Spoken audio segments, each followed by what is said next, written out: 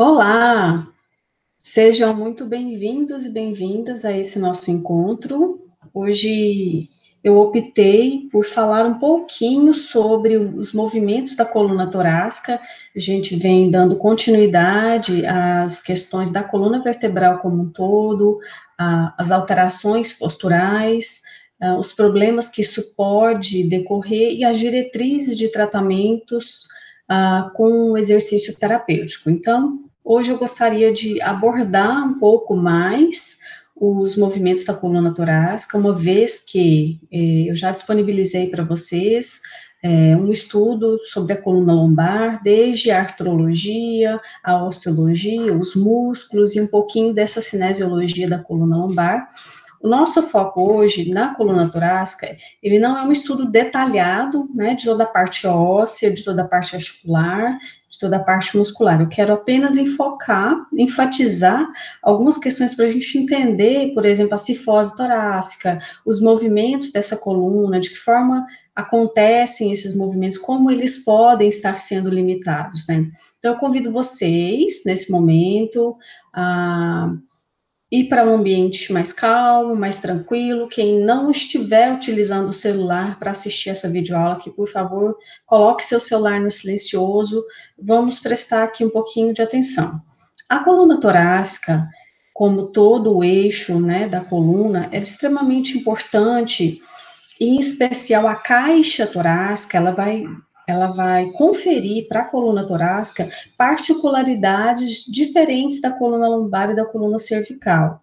Então, a gente tem uma restrição maior de movimentos em decorrência das costelas, dessa composição da caixa torácica, que é importante para a proteção de órgãos vitais, das vísceras, né?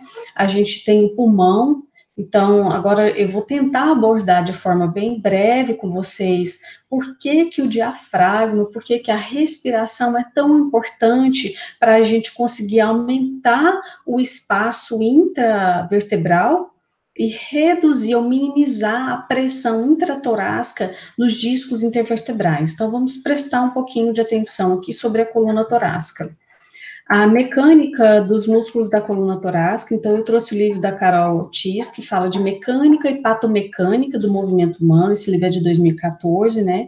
E ela traz algumas considerações importantes, porque a gente tem músculos de anatomia e de cinesiologia falando da ação, uma ação até consagrada, que eu aprendi, assim, na minha graduação, e ela vem com estudos recentes de eletromiografia e outros, para dizer sobre as ações de alguns músculos, se de fato elas são comprovadas ou se elas são insuficientemente comprovadas ainda.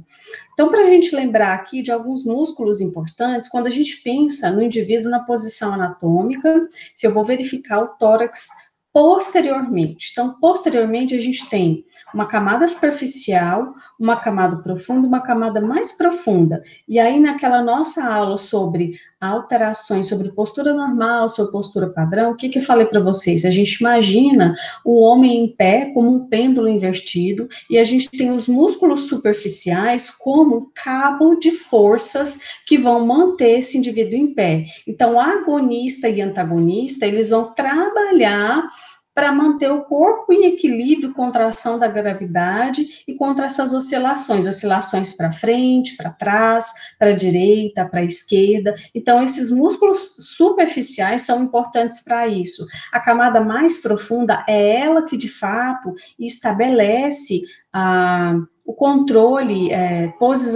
a posição adequada e o controle das vértebras e das estruturas adjacentes às vértebras, tá? Então, quando a gente pensa numa diretriz de tratamento em termos de exercício terapêutico para a coluna, eu preciso focar a estabilização dessa musculatura. Eu deixei para vocês lá no Google Sala de Aulas um vídeo fantástico, sensacional do Thiago Fukuda, que é um pesquisador brasileiro de renome, com um trabalho maravilhoso, em que ele vai dar alguns padrões de exercícios de como trabalhar essa estabilização desses músculos profundos, do transverso abdominal, da musculatura do períneo, que está muito relacionado com o problema da lombar, e aí a gente vai ver sobre os eretores também da coluna. Então, na camada superficial, a gente tem aqui o trapézio e romboides, né? Quando você pensa na cifose torácica, aquela corcunda, né? Então, já vou falar como que esses músculos são importantes. O latíssimo do dorso, qual que é a importância desses músculos para a gente? A gente tem também na camada profunda, né, o eretor da espinha, o ilho costal, o longuíssimo espinhal, os transversos espinais, semiespinais, multífidos e rotadores, na mais profunda ainda, interespinais e intertransversários. Então, o que que a gente tem? Quando o indivíduo ele tem um desarranjo nessa postura padrão, quando ele vem com uma dor mecânica em decorrência desse desarranjo, né? Geralmente, ele perdeu a propriocepção e a capacidade de acionar essa musculatura mais profunda para manter uma postura adequada. Então, eu gostaria muito que vocês vissem o vídeo do Thiago Fukuda, que lá ele vai mostrar exatamente, até para um indivíduo treinado, como acionar alguns desses músculos mais profundos é difícil e a gente precisa fazer esse treino colocar esse treino na nossa diretriz de tratamento.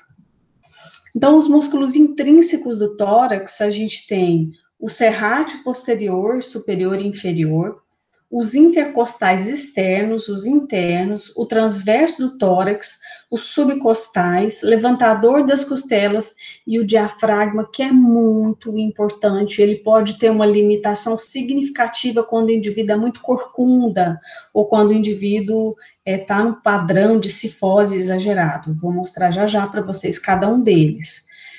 Então, aqui eu tenho uma imagem tanto da vista anterior quanto da vista posterior. Nessa da vista anterior, se a gente começar de cima para baixo, a gente consegue ver entre as costelas, os intercostais internos e os externos. Durante muito tempo, essa musculatura a gente aprendeu e eu mesma já ensinei que ela é uma musculatura fundamental no processo da respiração, quando você pensa na inspiração e na expiração, né? Então, essa musculatura vai auxiliar, todas as vezes que o músculo, ele auxilia a expandir, distanciar uma costela da outra, eu tenho a inspiração acontecendo. Quando o músculo ajuda a deprimir essa costela, eu tenho a expiração. E a gente já vai ver já os estudos da Carol sobre isso daí. A gente tem o peitoral menor, né, aí, que é uma camada mais profunda, acima dele a gente tem o peitoral maior, e num processo de cifose, de corcunda, esse músculo tem uma tendência, prestem atenção na palavra, uma tendência de estar encurtado. Na verdade, qual que é a ação do peitoral? Fazer uma adução. Se você pensa, você sentado na cadeira, qual a tendência de você? Flexionar, aumentar bastante essa corcunda, e aí o que acontece com a sua lombar? Vai retificar, vai perder a lordose, né? Nessa postura sentada de muito tempo, que vai sobrecarregar a sacroiliaco e vai sobrecarregar a lombar também. Então, nessa postura sentado muito tempo, eu tenho a tendência de rodar esse ombro para dentro.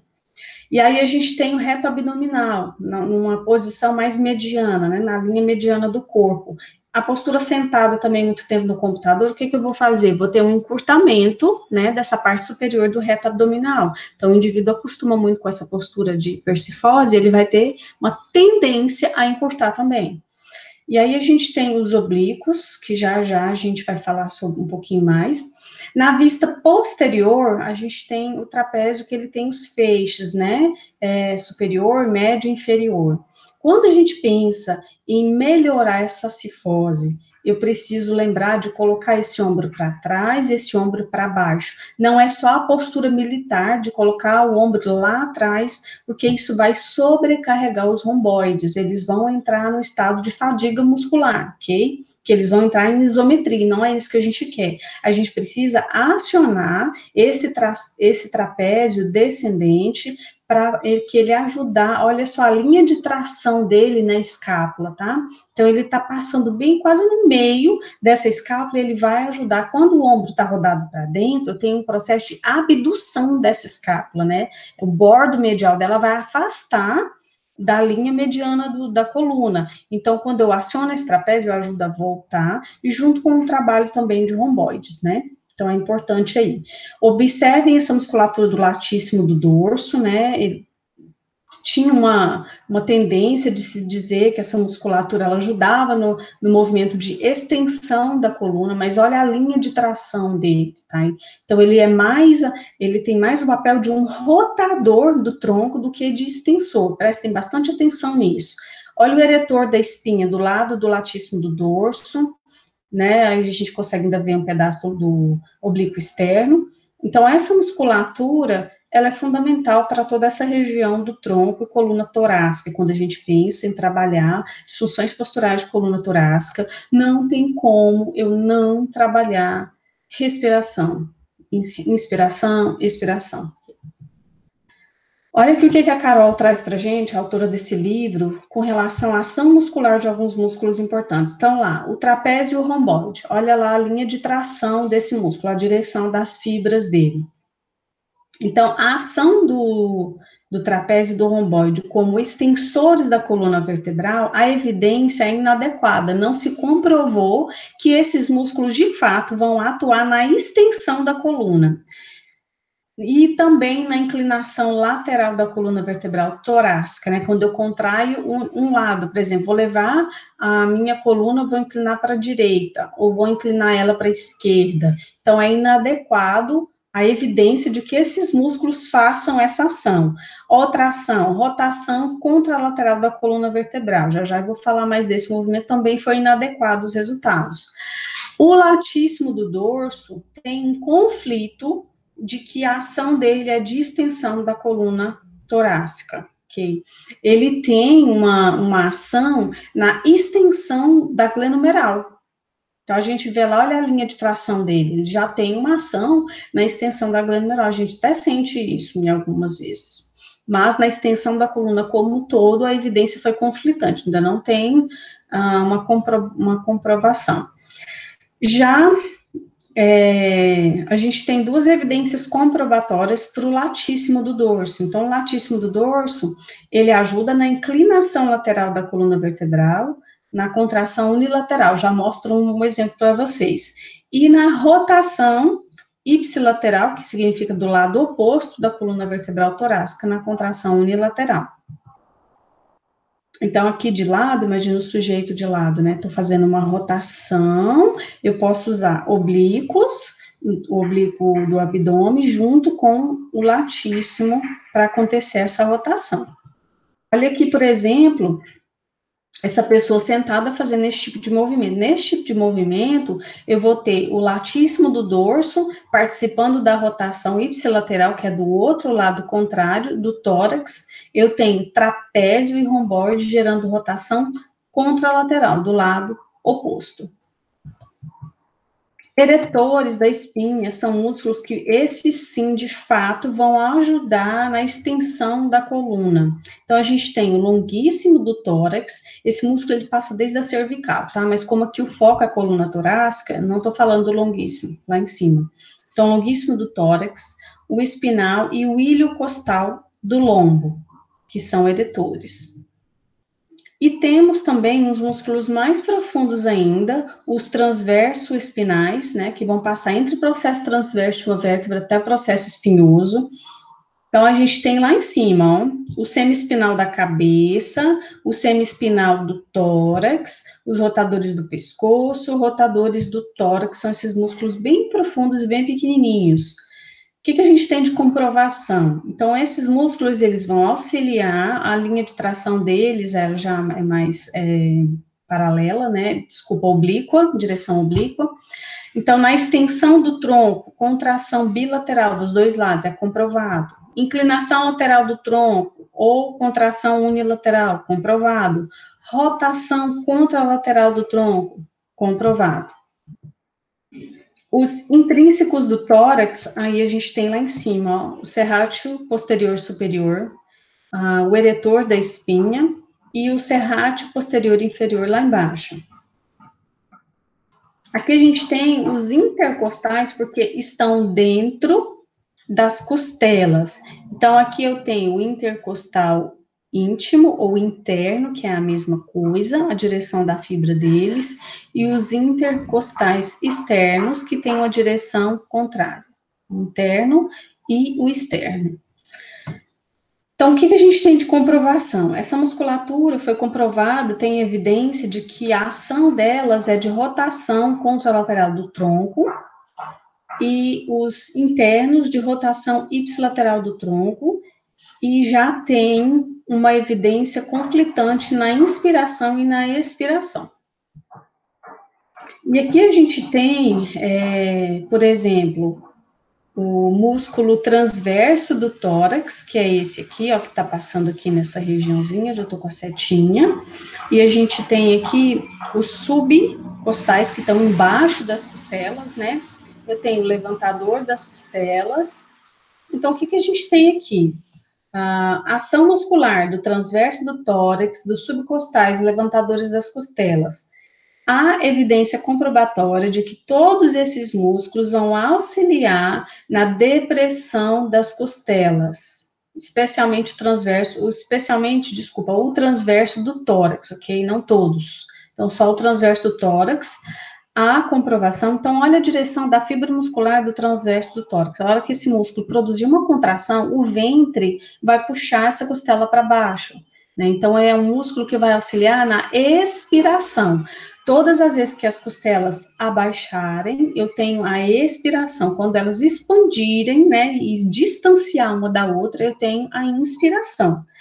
A depressão das costelas pelos subcostais, que são esses aqui embaixo das costelas, ela não foi comprovada, é inadequada. E a elevação das costelas pelo levantador das costelas, que o nome já diz, ela foi comprovada. Então, eu queria que vocês prestassem muita atenção nessa imagem. Eu tenho aqui uma caixa torácica com, esse é o músculo diafragma, tá? Ele é como se fosse uma cúpula e um balão mesmo. E aqui a gente tem uma vista lateral. Imagine você aqui, vamos olhar essa vista de frente. Como que é o movimento de inspiração? Então, aqui acima do diafragma, a gente tem vísceras, tá? Então, o que acontece? Quando a pessoa enche o peito de ar, essa cúpula, esse tendão aqui, ele vai lá para baixo e eu aumento os espaços entre as costelas e entra o ar aqui. Esse é o processo de inspiração. Quando eu faço a expiração, principalmente a forçada, que eu vou soltar todo o ar, o diafragma, ele sobe e diminui o espaço entre as costelas. Imagine você aqui, esse aqui é uma coluna vista de lado, e aqui a gente tem o tendão do diafragma. Uma pessoa que é muito corcunda, que tem uma cifose exagerada. Então, eu vou ter uma retração aqui desse diafragma, tá? Ou, às vezes, ela tem uma hérnia de disco aqui, e a origem mecânica foi essa cifose exagerada. Eu preciso trabalhar exercícios respiratórios com esse paciente, ok? Para devolver uma dinâmica normal para esse diafragma. Então, muito importante a gente entender isso daqui. Aqui, de novo, só um exemplo esquemático, né, da inspiração e da expiração. E claro que na expiração, os músculos mais importantes que a gente tem são os músculos abdominais. O reto abdominal, os oblíquos interno e externo, são músculos que vão auxiliar na expiração. Então, a mobilidade da coluna torácica, ela vai depender de uma série de fatores, dentre eles, do alinhamento das facetas articulares e dos apoios ligamentares. Então, além da gente ter faceta articular superior e inferior formando as articulações apofisárias, a gente tem na vértebra torácica chamado fóvea costal. É um lugarzinho que vai receber a cabeça de costela. Então, a gente vai ter uma articulação entre vértebra e costela. Então, e essa articulação, em decorrência da costela, vai limitar mais esse movimento, tá? Então, a mobilidade da coluna, ela é influenciada pela caixa torácica. O alinhamento das facetas da coluna torácica contribui para os limites de flexão e extensão, embora forneça pouca limitação para a rotação axial. Então, a gente consegue fazer mais rotação para a direita e rotação para a esquerda na coluna torácica do que na lombar, mas os movimentos de flexão e extensão e inclinação para a direita e inclinação para a esquerda, eles são mais limitados na coluna torácica. Então, aqui, basicamente, são os movimentos que a gente tem nessa coluna torácica. Então, a gente tem movimentos de extensão, que a gente vai levar essa coluna para trás, movimento de flexão, que a gente leva a coluna para frente, a flexão lateral, tanto pode ser para a direita, quanto pode ser para a esquerda, e a gente tem a rotação, que também pode ser para a direita e pode ser para a esquerda. Então, a partir de decúbito dorsal, a flexão normal permite o encurvamento suficiente do tronco para levantar as escápulas da superfície de apoio. Então, esse indivíduo normal, que não é atleta, mas que também não tem nenhuma patologia. A partir do decúbito dorsal, a extensão normal permite que a cabeça e o tórax sejam elevados o suficiente para erigir o processo tifoide aqui no externo, aproximadamente 5 a 10 centímetros da mesa. Inclusive, é uma forma de avaliar a flexibilidade dessa musculatura, da musculatura anterior e a força muscular da musculatura posterior. Aqui a gente tem uma imagem do livro do Kendall, Músculos, Provas e Funções, de uma amplitude de movimento da extensão das costas menor do que a média, né? Deveria estar tirando mais o processo tifoide, mas com força muscular normal. Aqui ele traz um exemplo de amplitude de movimento da extensão das costas média, com as espinhas ilíacas em contato com a mesa. Então, o fisioterapeuta tem que estabilizar para não acontecer essa retirada das espinhas ilíacas da mesa. Aqui, ele traz a imagem de uma amplitude de movimento da extensão das costas excessiva e extensão do quadril junto, excessiva também, que eleva as espinhas ilíacas superiores da mesa. Essa pessoa é um mergulhador e também apresenta flexão excessiva nas costas. A flexão é o movimento anterior no plano sagital, de aproximação do tronco com a pelve, né, como eu já tinha dito. Então, na região torácica, a flexão da coluna vertebral é um movimento na direção do aumento da curva posterior normal. Na flexão normal, a coluna vertebral curva-se convexamente para trás, produzindo um contorno suavemente arredondado e contínuo ao longo da área torácica. Ok? Então, aqui a gente tem, né, um movimento. Então, eu queria que vocês prestassem atenção o que está acontecendo lá na vértebra com os discos vertebrais. Então, todas as vezes que a pessoa faz esse movimento de flexão tóraco-lombar, a gente tem aqui os corpos das vértebras, eles vão se aproximar, principalmente na parte anterior, e os processos espinhosos, eles vão se distanciar um do outro, né? Então, a gente tem aqui o que eu já havia falado. Quem vai limitar esse movimento de flexão é o ligamento posterior, longitudinal posterior, e o de extensão é o oposto, né? Então, aqui, quando a gente tem flexão da coluna, prestem muita atenção isso aqui para tratar vértebra, hérnia de disco. Então, quando eu faço uma flexão, o ânulo fibroso lá do meu disco intervertebral, ele fica mais comprimido. Então, se o indivíduo já tem aqui uma ruptura nessa região, num primeiro momento, especialmente em fase aguda, não é indicado eu fazer essa flexão aqui, ou se esse movimento aumentar essa dor. Lembra que eu falei da centralização e da periferização? Então, a centralização é quando a dor fica só naquele local. A periferização é quando irradia para a região mais abaixo da dor. Então, quando eu vou fazer um teste, ou quando eu vou fazer um movimento, e eu tenho uma periferização dessa dor, significa que piorou. Então, eu tenho que recuar e pensar em outro tipo de posição ou movimento. E a centralização, que eu estou conseguindo reduzir um pouco mais essa dor. Então, é importante a gente entender, quando a pessoa faz esse movimento, o que está acontecendo aqui na vértebra, aonde o ânulo fibroso está sendo comprimido, não piorar uma compressão que já tem. Então, ele já tem uma compressão aqui, porque ele tem uma postura cifótica. Ele é muito corcunda e esse aqui já está bem comprimido nele. E aí eu vou tacar mais movimento de flexão. Então, vamos tomar cuidado com isso aqui. E aqui eu tenho, no movimento de flexão do tronco, os músculos principais que estão trabalhando, né? Então, aqui, nesse tipo de exercício abdominal, de flexão, com os joelhos flexionados, a mão atrás da cabeça, o peitoral maior vai ajudar, o reto do abdômen, claro. Os oblíquos interno e externo, dos dois lados, vão trabalhar ao mesmo tempo, que a gente chama bilateralmente, para fazer esse movimento. E aí a gente tem o ilho-psoas para fazer o movimento final, né?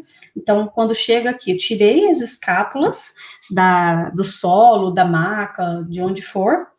quem está trabalhando são todos esses músculos. A partir daqui, para conseguir vir para cá, eu tenho que ter força suficiente de ilho-psoas e de reto femoral, que são os principais flexores do quadril, porque aqui eu já tenho nessa imagem de baixo, eu já tenho a fase de flexão do quadril, tá? Então, eu posso, se o paciente, vamos supor, ele só consegue fazer a fase de flexão do tronco, que é essa primeira imagem, e ele não consegue fazer a fase de flexão do quadril, ele vai sentir dor ou ele vai sentir muita fraqueza. Então, a gente pode separar e fazer treinos separados. Então, eu posso treinar ilho-psoas e reto femoral separado e numa forma mais avançada, o paciente conseguir fazer toda essa amplitude. Músculos responsáveis pela flexão desse tronco, então, o principal é o reto abdominal direito e esquerdo, os secundários, o oblíquo externo do abdômen direito e esquerdo, oblíquo interno também vão ajudar. Né? Esse indivíduo aqui não está tentando tocar as pontas dos dedos na mão do chão, o que exigiria maior flexão da articulação do quadril, mas a sua coluna está totalmente flexionada. A flexão é normal, o que pode ser evidenciado pela retificação da coluna lombar. Presta atenção. Todas as vezes que eu tenho um movimento de flexão do tronco para frente, eu tenho uma retificação da curva da lombar. Então, vamos considerar os prós e contras. Quando eu tenho um paciente que tem retificação da lombar, eu quero devolver a lordose lombar para ele. Se eu ficar colocando ele só para fazer movimento de flexão do tronco, eu vou trabalhar essa lordose? Fica uma interrogação aí para vocês pensarem, tá? Não significa que eu nunca vou poder fazer esses movimentos de flexão de tronco, mas eu tenho que estabelecer prioridades nisso daí. E se for um indivíduo muito cifótico, que já tem uma retificação, talvez essa não seja a melhor opção de um padrão para colocar esse paciente. A extensão é um movimento posterior no plano sagital, em que o dorso se aproxima da pelve. Então, a gente tem aqui a extensão tóraco-lombar, né, que ela vai entre 35 a 40 graus. Olha só aqui o que está acontecendo, então, a gente vai ter uma aproximação dos corpos vertebrais na região posterior desse corpo, né? Então, vamos supor que o indivíduo aqui, ele tem uma compressão anterior, então, provavelmente, o movimento de extensão vai aliviar essa dor dele, provavelmente, eu preciso testar, tá? Estou pensando aqui na biomecânica do negócio. Então, todas as vezes que o paciente faz esse movimento de extensão, os processos espinhosos, eles vão aproximar um do outro e eu vou ter um distanciamento dos corpos vertebrais na região anterior. E tem uma distensão, né, um alongamento do ligamento longitudinal anterior acontecendo. Os músculos responsáveis pela extensão, os principais são os extensores lombares e torácicos, né? O eretor da espinha, que eu já mostrei lá para trás, o ilho costal torácico, lombar, longuíssimo do tórax, o espinhal do tórax, quadrado lombar de ambos os lados, né? Então, aqui a gente tem alguns deles, né? Quando eu penso lá na imagem A, movimento de elevação, né? Então, eu estou fazendo, elevando os braços e as pernas ao mesmo tempo, em decúbito ventral. Quem que eu estou trabalhando? Latíssimo do dorso, eretor da coluna, o ilíaco, porque ele está estirado, na verdade, né, ou o ilho-psoas, que está passando embaixo, porque ele é a principal flexura. À medida que eu faço extensão do quadril, é natural que ele se estire ou que ele se alongue. Então, eu estou tendo contração do glúteo máximo, eu estou tendo contração dos isquios tibiais, do latíssimo do dorso. Nessa imagem de baixo, a gente consegue ver melhor a tração, né, a linha de tração dos músculos. Então, a gente tem a linha de tração ali do glúteo máximo e dos isquios tibiais, essas setinhas indicando que eles estão fazendo a contração quando eu faço essa extensão. E ali eu tenho os multífidos trabalhando, se eles são fortes, se o paciente sabe utilizar, ele vai estabilizar essas vértebras e não vai causar dor. Na flexão lateral, é o movimento no plano frontal em que as últimas costelas se aproximam da crista ilíaca direita ou esquerda. Então, é um movimento no qual a cabeça e o tronco se flexionam para um lado, enquanto a coluna vertebral se curva convexamente para o outro lado. Uma curva convexa para a direita equivale à flexão lateral para a esquerda. É restringida na região torácica pela caixa torácica. Quais são os músculos responsáveis pela flexão lateral do tronco? O ilho costal torácico, longuíssimo do tórax, o quadrado lombar, o oblíquo interno e o oblíquo externo. Então, a gente tem aqui o que acontece dentro dessa vértebra quando eu tenho movimento de inclinação. Então, olha só aqui as articulações apofisárias ou zigoapofisárias, facetas, né? As facetas inferior e faceta superior aqui da primeira vértebra lombar, da segunda vértebra lombar, com o que elas vão estar fazendo, o que vai estar acontecendo, né? Então, eu tenho, se a inclinação é para o lado direito, essas facetas vão se aproximar. Se a pessoa já tem um desgaste, um bico de papagaio nessa região, uma compressão exagerada por uma postura errada, esse movimento vai piorar essa dor nessa região, né? E pensando aqui na região torácica, olha, eu tenho aqui as fóveas costais, aqui eu tenho a articulação, né, com as costelas também. Então, a vértebra, ela vai ter as articulações apofisárias, que elas vão estar fazendo um deslizamento, e eu tenho, durante esse movimento de flexão lateral, e eu tenho essas articulações com as costelas que vão limitar esse movimento de inclinação lateral. Então, eu sempre tenho que pensar, se eu peguei um paciente que ele já veio com um diagnóstico médico, você pegou um raio-x, que ele tem já um desgaste, não significa que eu nunca vou poder fazer esse movimento, tá? Mas, principalmente, eu tenho que cuidar de uma fase aguda, se ele já tem um desgaste aqui na lateral, na faceta, e aí eu vou colocar ele numa posição de inclinação, vai piorar essa dor.